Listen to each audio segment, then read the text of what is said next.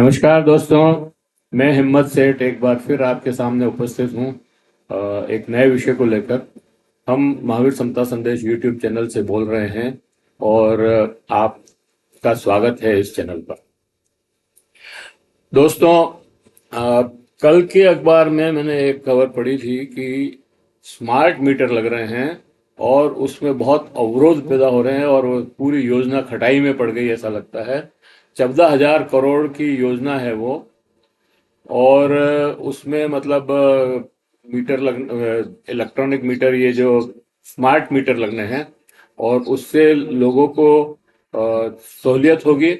और ऐसा कहा जा रहा है कि उससे सहूलियत होगी और लगभग 15% जो है बिजली में छूट भी, रेट में छूट भी दे रहे हैं।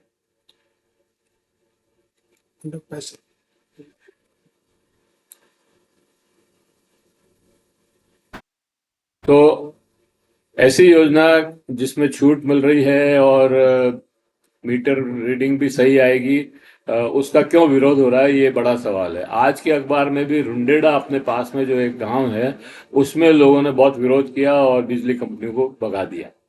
और ये सिर्फ राजस्थान में ही नहीं हो रहा है। राजस्थान में 14,000 करोड़ की योजना है, लेकिन अ, देश के एक बड़े हिस्से में जहां जहां पे भी ये मीटर योजना लग रही है, क्योंकि ये तो भारत सरकार की योजना है लगता है मेरे को, और वो सब्सिडी भी दे रही है इसमें। तो उसकी वजह से जो है सारे देश में लग रहे हैं। और यूपी में, बिहार में, अ, उड़ीसा में तो कम है, लेकिन झारखंड में और राजस्थान में, मध्य प्रदेश में, यहाँ हरियाणा में, यहाँ पे बहुत विरोध हो रहा है। लेकिन महाराष्ट्र में, उड़ीसा में इतना विरोध नहीं है। तो ये समझने की जरूरत है कि एक जगह बहुत विरोध हो रहा है और एक जगह नहीं हो रहा है, तो क्या कारण है इसका। तो इसके लिए मैंने आज बोलिया साहब को फिर निवेदन किया कि आप आइए और हमारे दर्शकों को ये समझाएं कि स्मार्ट मीटर लगाने से क्या हानि हो सकती है, क्या लाभ हो सकते हैं, और क्यों लगाना चाहिए स्मार्ट मीटर और क्यों विरोध हो रहा है। इन सब चीजों पर आप प्रकाश डालेंगे। तो मैं बोलिया साहब, आपका बहुत बहुत स्वागत है हमारे इस चैनल पर, और आपका आभार कि आप हमारे बुलावे पर आ जाते हैं और हमारे दर्शकों को अच्छी और नई जानकारियां देते हैं। दोस्तों, अगर आपने हमारे YouTube चैनल महावीर समता संदेश को अभी तक भी सब्सक्राइब नहीं किया है तो सब्सक्राइब कर लें, बेल आइकन दबाना न भूलें। और अगर वीडियो अच्छा लग रहा है तो लाइक करें, फॉरवर्ड करें, और लोगों को भेजें, अपने सोशल ग्रुप्स में डालें, परिजनों और मित्रों को बताएं, ताकि ज़्यादा से ज़्यादा ये जानकारियां लोगों तक पहुंच सके। और आपका लाइक और सब्सक्राइब करना हमारे को अपने काम के लिए प्रोत्साहित करता है। तो अब मैं ये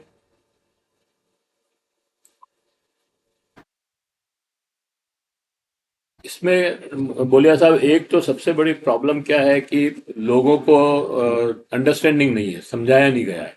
दूसरा ये है कि एडमिनिस्ट्रेशन जो है पुलिस को साथ लेकर के, पुलिस के दबाव से, प्रशासन के दबाव से वो मीटर लगाना चाहता है, इसलिए बहुत ज्यादा विरोध हो रहा है।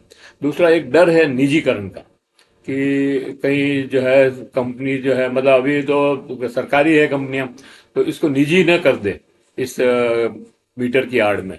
ये तीन चार ऐसे सवाल हैं जिनका अभी तक कोई हल नहीं मिल रहा है, और सरकार को जन शिक्षण करना चाहिए, वो नहीं कर रही है।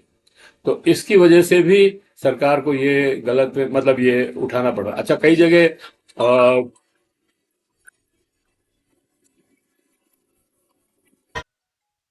नेटवर्क प्रॉब्लम तो है ही है। ग्रामीण इलाके में खास तौर से नेटवर्क प्रॉब्लम है, तो वहां पर मीटर लगाएं ना लगाएं, तो सारी चीजें हैं। तो इस तरह की बहुत सारी चीजें, भ्रांतियां हैं, वो मैं समझता हूँ आप इसके ऊपर ज्यादा बेहतर बता सकेंगे। तो आपसे निवेदन है कि बताएं। धन्यवाद हिम्मत सेठ साहब। नमस्कार मित्रों, आज हम एक ज्वलंत विषय है जो पूरे भारत में जो काम हो रहा है, और उसमें भी कुछ राज्यों में पहले हो चुका, राजस्थान में अब शुरू हुआ है।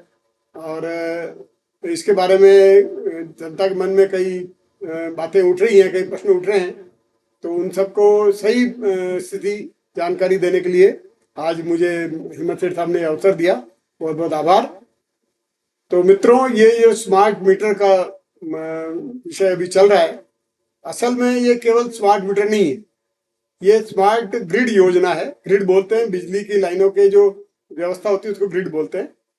तो क्योंकि पहले केवल बिजली अपने बिजली घरों में पैदा होती थी, कोयला बिजली घरों में, और वो अपने घर तक आ जाती थी। उसमें पहले चक्री वाले मीटर लगते थे, वो उनमें चक्री में धीरे होना, समय के साथ कई दिक्कत आती थी, या खराब भी चक्रियाँ ज़्यादा खराब होती थी। उसके बाद उसकी जगह इलेक्ट्रॉनिक मीटर आए, जिससे कुछ सुविधाएं हुई। उसमें अंदर मेमोरी की सुविधा होती है, जिसमें रीडिंग सुरक्षित भी रह जाती है। चक्री वाले मीटर में खराब हो गया तो कुछ नहीं कर सकते, इसमें मेमोरी होती है, तो उससे कोई खराब भी हो गया मीटर तो अंदर मेमोरी से सब सूचनाएं सही मिल सकती है अपनी। उसके बाद अब क्योंकि सोलर और विंड, सौर ऊर्जा और पवन ऊर्जा, ये दो ऊर्जा लगातार इनका समावेश बढ़ रहा है।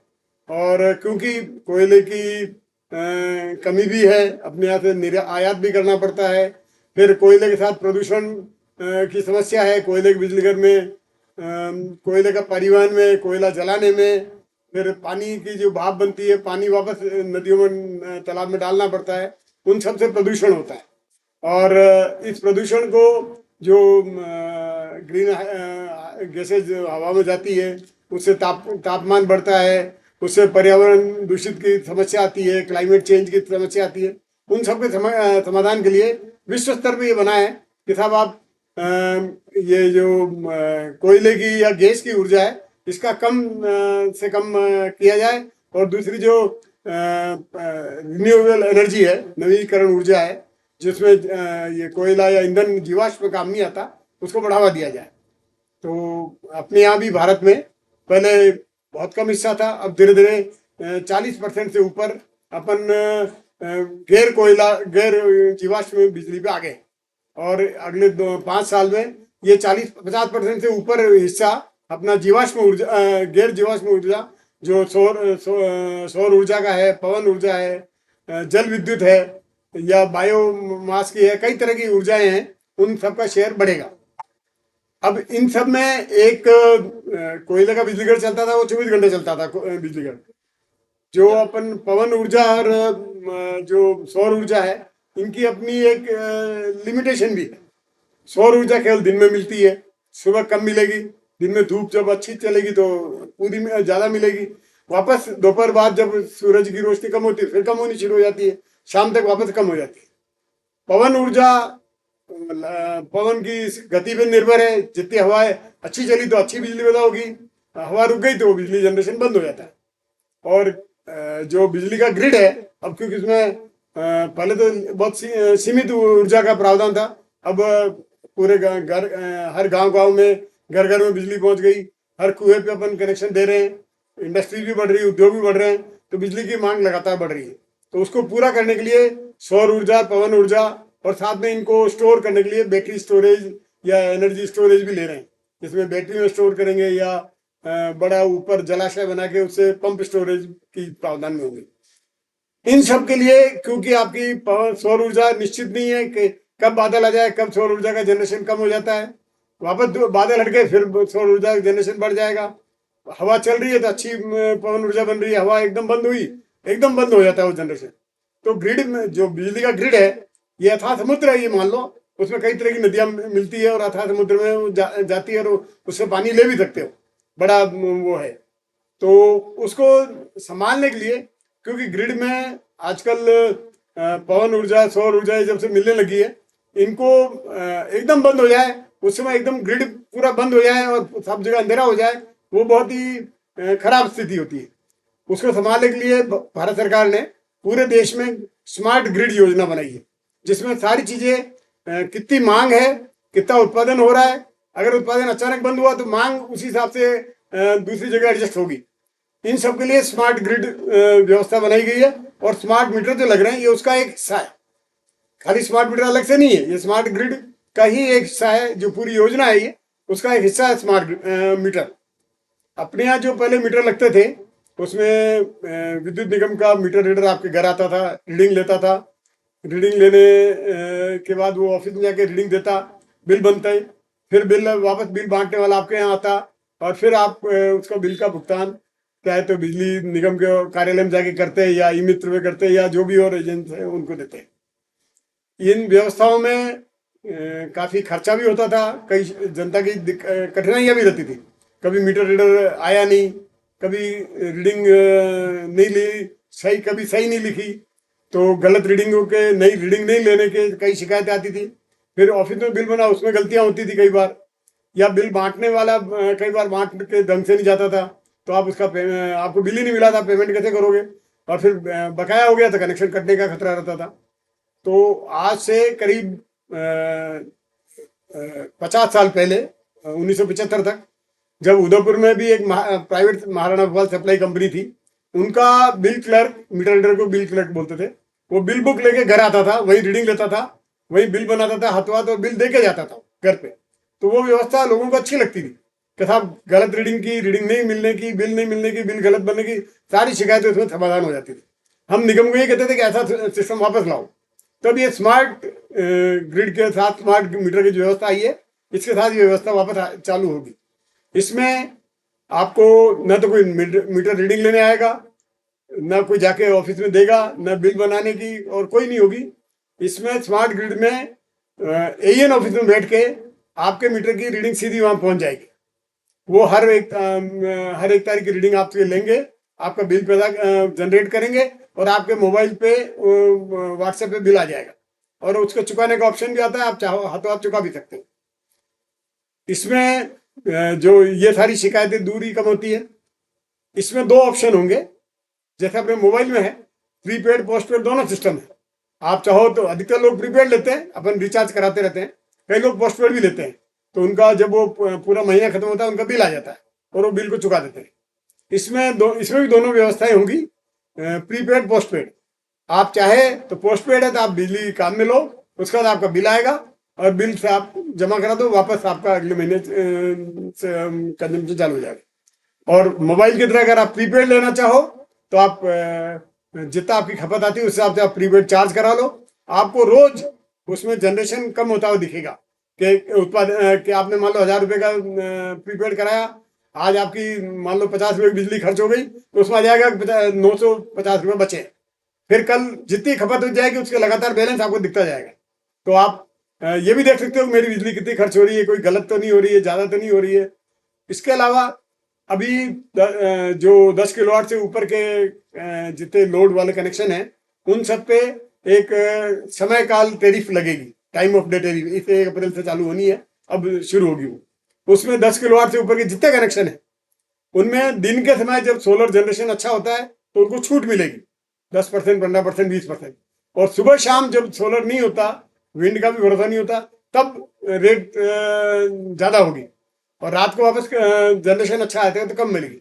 तो वो टाइम ऑफ दिन के समय के हिसाब से उसमें छूट और वो भी होती है। तो आदमी अगर चाहे अपना वो भी उसमें कंट्रोल कर सकता है कि मैं अपना बिल कम करने के लिए, जब बिजली सस्ती है मैं ज्यादा कंज्यूम करूँ, ऐसी चीजें जो मैं सुबह की बजाय दिन में कर सकता हूँ, वो लोड हम दिन में काम में ले लें, तो दिन में बिल की रेट कम होगी। अभी भी राजस्थान में दिन में जो बिजली है उसमें 4 घंटे छूट मिलती है, नॉर्मल बिजली दर से उसमें छूट देते हैं। वो इसमें प्रावधान, वो भी आपको फायदा मिल सकता है। जनता चाहे तो इसको अपने रेगुलेट करके आपका बिल, जब सस्ती बिजली है तब आप जो काम टल सकते हैं उनको आप दिन में कर सकते हो। या जैसे आपके अभी आजकल ईवी का जमाना आ रहा है, इलेक्ट्रिकल व्हीकल, कार, स्कूटर सब आ रहे हैं, उनको चार्जिंग करनी है तो जब सस्ती बिजली तब आप चार्ज कर लो, तो आपको बिजली का खर्चा कम आएगा। इसके अलावा प्रीपेड जो लेगा उसको इसमें बढ़ावा देने के लिए 15 पैसे पर यूनिट छूट भी देंगे। मान लो आपकी दर अभी 4 रुपये 75 पैसा पर यूनिट है, उसके आगे 6 रुपये है, तो उसमें 15 पैसा आपको छूट भी मिलेगी। इसके साथ इसमें पहले, क्योंकि ये व्यवस्था पूरे भारत में हो रही है, राजस्थान में जो डिस्काउंट ने टेंडर किए हैं उसमें जिस कंपनियों को मिला है वो कंपनी 10 साल का उसको कॉन्ट्रैक्ट दिया है। मीटर वो लगाएगी, उनको मेंटेन करेगी, कोई खराबी होगी तो तत्काल वो उसी को बदलना है, आपको कुछ नहीं करना है। और 10 साल बाद ये डिस्काउंट को हैंड ओवर करके जाएगी। तो 10 साल तक तो ये कंपनी को ही संभालना है। इसमें आपका मीटर बंद हो जाए, उसका डिस्प्ले खराब हो जाए, कुछ खराब हो जाए, कंपनी अपने आप बदलेगी, आपको कोई पैसा नहीं देना पड़ेगा उसके। हाँ, यदि आपके कोई किसी कारण से आदमी उसको जल जाता है मीटर, जो कोई काम नहीं आता, तो भले ही उसको पैसा देना पड़ता है, बाकी खराब होने में, बंद होने में किसी में कोई पैसा देने की जरूरत नहीं पड़ेगी। ये कंपनी अपने आप, कंपनी का गारंटी है, कंपनी अपने आप बदलेगी उसको उस हिसाब से। और पहले भी होता था, पर पहले मीटर खराब में, मीटर बंद में पैसा देना पड़ता था। और इसमें जैसा कई बार चर्चाएं आई हैं, वायरल, कई सोशल मीडिया पे वायरल आ रहे हैं कि साहब 25,000 रुपया देना पड़ेगा। ये ऐसा कुछ नहीं है। इनके जो मीटर के विद्युत निगम के नियम बने हुए हैं, उसमें सिंगल फेज का 2,500 रुपया है, 3 फेज का 5,000 रुपया है मीटर की कॉस्ट। अभी तो कोई कुछ नहीं देना आपको, अभी सारे मीटर सरकार की तरफ से लगेंगे, एक पैसा नहीं देना है आपको ना। उसका पहले 75 रुपया महीने का किराए का भी व्यवस्था रखी थी, ताकि डिस्काउंट को जो पैसा देना पड़ता है वो देना पड़े। पर हम लोगों ने विरोध किया कि साहब, जब भारत सरकार की योजना था, आप ये किराया क्यों ले रहे हो? डिस्काउंट वहन करें इसको अपने उसमें से। जब उनको मीटर रीडिंग लेने की और ये सब बिल बच रहे, खर्चा बच रहा है, तो 75 रुपया जनता से क्यों ले रहे? तो वो भी खत्म कर दिया। अब कोई किराया मंथली इसका अलग से नहीं लगेगा आपको, जो बिल आएगा वही देना है। और इसमें एक आराम और है कि सारी अगर कोई बिल जमा नहीं कराए, कनेक्शन भी एन ऑफिस से सीधा कटेगा, कोई आदमी खंभे पे चढ़ने की जरूरत नहीं पड़ेगी। वो वापस आपने जमा करा दिया तत्काल, हाथों हाथ वहीं से ऑफिस में बैठे बैठे वो चालू कर सकते हैं कभी भी, कोई इसमें दिक्कत नहीं है। और आपको कोई शिकायत होती है बिल गलत आने की या ये, आप ऑनलाइन उसमें बिजली मित्र ऐप चालू हो गया है, आप बिजली मित्र ऐप पे अपनी शिकायत लिखें, हाथों हाथ उसका रिस्पॉन्स आएगा कि ये आपकी शिकायत दर्ज कर ली गई है, और उसका समाधान भी वापस ट्रैक होगा और आपको समाधान भी मिलेगा। काफी बड़ा विषय है, काफी तकनीकी क्लिष्ट विषय है, परंतु सरल भाषा में आम जनता को जो जो जानना होता है, उसमें हम ये समझाने का कोशिश कर रहे हैं।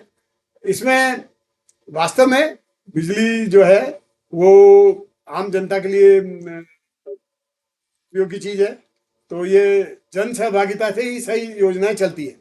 ये जो योजना आई है, इसमें भी इनका प्रावधान है कि भाई पहले ये बिजली चौपाल लगावे जगह जगह, उनमें आम जनता आवे, उनको समझावे पूरी बात, भाई ये इस तरह की ये बात है, और ये जो कई भ्रम होते हैं उनको भी निवारण करे। और फिर भी कोई दिक्कत आवे तो उनको समझाइश से काम करे, पुलिस से या जोर जबरदस्ती से काम नहीं होता, जन सहभागिता से ही समाधान होता है इसका। तो जन सहभागिता ज़्यादा से ज़्यादा काम में लेवे। विद्युत निगम को भी हमने निवेदन किया है कि आप ज़्यादा से ज़्यादा अपने जो सहायक अभियंता और कनिष्ठ अभियंता और जो कार्यालय हैं, वो अपने अपने क्षेत्र में 33 के GSS पे या गाँव में चौपाल लगाएं, उनमें लोगों को इसकी पूरी बात बताएं, जिसकी जो मन में प्रश्न हो उनका उत्तर देवें, समाधान करें। और कहीं कोई गलती हो तो हाथों हाथ सही करें। कभी कभी कोई गलती होती भी है, मशीन है, गलती भी करती है, तो उसका समाधान हाथों हाथ होगा तो विश्वास जगेगा। तो आपस में विश्वास जगाना जरूरी है।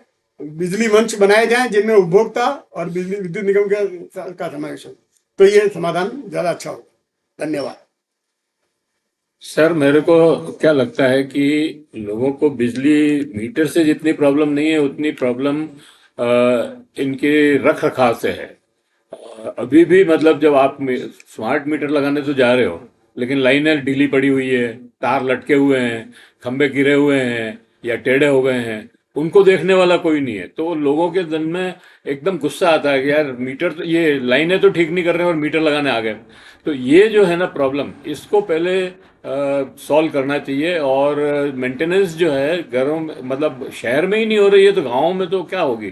तो डिस्कॉम को पहले इस बात पर ध्यान देना चाहिए। मीटर तो आप लगाओ या जो भी करना है करें, लेकिन पहले लाइनें और ये तो ठीक करें, मतलब मेंटेनेंस नहीं करेंगे। अच्छा, कई जगह ये ट्रांसफार्मर गड़बड़ हो रहे हैं, तो इन सब चीज़ों पर ध्यान नहीं देंगे और सीधा मीटर लगाने की बात करेंगे तो पब्लिक विरोध करेगी, क्योंकि उनके मन में गुस्सा भरा हुआ है। तो उसको भी डाइल्यूट करने की जरूरत है, मेरे को ऐसा लगता है। आप क्या समझते हैं इसमें? बिल्कुल आपने सही कहा। जनता को सही बिजली और सुरक्षित बिजली देनी जरूरी है, सही दाम पे दही, पर सही सुरक्षित भी मिले और सही बिजली भी मिले। जो लाइनें ढीली हैं, तार खंभे टेढ़े हैं, ट्रांसफार्मर खराब हो रहे हैं या जो भी है, उनको पहले सही करना तत्काल जरूरी है। इसके लिए राजस्थान में डिस्कॉम्स ने फॉल्ट रेक्टिफिकेशन टीम FRT के नाम से सभी AN ऑफिस में सुविधाएं चालू की है। उसमें एक गाड़ी होती है, ड्राइवर के अलावा लाइनमैन और उसका असिस्टेंट होता है, और 24 घंटे सेवा मिलेगी वो तीनों शिफ्टों में पहले रात को बिजली बंद हो जाती, शिकायत दर्ज दूर नहीं होती थी। अब इसमें 24 घंटे की सुविधा दी है। तीनों शिफ्ट में ड्राइवर, लाइनमैन, अटेंडेंट रहेंगे। जब भी आप शिकायत दर्ज कराएंगे, तत्काल वो लाइन गाड़ी लेके लाइनमैन आपके वहाँ आएगा, आपके ट्रांसफार्मर पे, आपके घर पे, दुकान पे, जहाँ भी है, और उसको ठीक करने की कोशिश करेंगे। अगर पूरी बिजली बंद नहीं करनी पड़ती है और खाली एक की समस्या है तो वो समाधान कर देंगे। उसमें बड़ी लाइन का पहले नहीं था, अब इसमें जो 11 की लाइन और ट्रांसफार्मर होता है उसका भी प्रावधान इसमें जोड़ दिया कि ये करेंगे। इसमें ट्रैकिंग भी कराई है। आप जब शिकायत दर्ज कराते हैं ऑनलाइन, उसकी बाकायदा मैसेज आएगा आपके पास कि साहब ये शिकायत आपकी दर्ज हो गई है, और अगर 2 घंटे में वो दूर नहीं होती तो वो नेक्स्ट ऑफिसर हो जाएगी, वो उसको पूछेगा कि भाई ये शिकायत दूर क्यों नहीं हुई, और उस कंपनी जिसको एफआरडी का काम दिया है उसके बिल में से पैसा कटेगा। तो जब पैसा कटेगा तो नेचुरली वो टाइम पे काम करेगा। तो जनता को हम चाह रहे हैं कि बिजली अगर बंद हो, खराब हो, कोई शिकायत हो, तत्काल ठीक हो, और ये लाइनें ढीली हो रही जाए। ये भी इनका टाइम बाउंड प्रोग्राम बनाने के लिए बोला है हमने, ताकि वो भी सही समय पर सही हो। सर बुक्स में तो ये सर हो जाता है, लेकिन वास्तविकता ये है कि लोगों के पास मतलब इनके पास आदमी नहीं है, सब ठेके पे काम है, और ठेके पे कैसा होता है काम जो आप जानते हैं सब। तो ये व्यवहारिक समस्या है, इसको हल करने के लिए इनको निश्चित रूप से मैन पावर बढ़ाना पड़ेगा। बिना मैन पावर बढ़ाए बिजली के उपभोक्ताओं का गुस्सा कम करना मुझे नहीं लगता कि संभव है। खैर, इसी पॉइंट पे मैं इस वीडियो को समाप्त करता हूं, और आशा करता हूं कि आपको ये वीडियो पसंद आया होगा। आपको ओलिया साहब ने बहुत अच्छी अच्छी जानकारी बताई, वो आपके काम में आएगी, और आगे से जो है बिजली वालों के साथ आपका जो कोई विवाद या युद्ध होना है वो नहीं हो, ऐसा मेरा सोचना है। मैं फिर एक बार अपील करना चाहूँगा कि अगर आपने हमारे इस YouTube चैनल को अभी तक भी सब्सक्राइब न किया है तो सब्सक्राइब कर दें, बेल आइकन दबाना न भूलें, और वीडियो अच्छे लग रहे हैं तो लाइक करें, फॉरवर्ड करें, अपने परिजनों को, मित्रों को और सोशल ग्रुप्स में डालें। अगर आपको कोई कमेंट करना है तो कमेंट बॉक्स में जाएं, कमेंट लिखें, सुझाव दें। आपके कमेंट और सुझाव के साथ आप प्रश्न भी कर सकते हैं, उनका भी स्वागत है। और आपके प्रश्न, स्वागत, सुझाव और कमेंट हमें और बेहतर करने की ओर अग्रसर करेंगे, ऐसा हमारा विश्वास है। जय हिंद, जय भारत। मिलते हैं फिर किसी और वीडियो के साथ।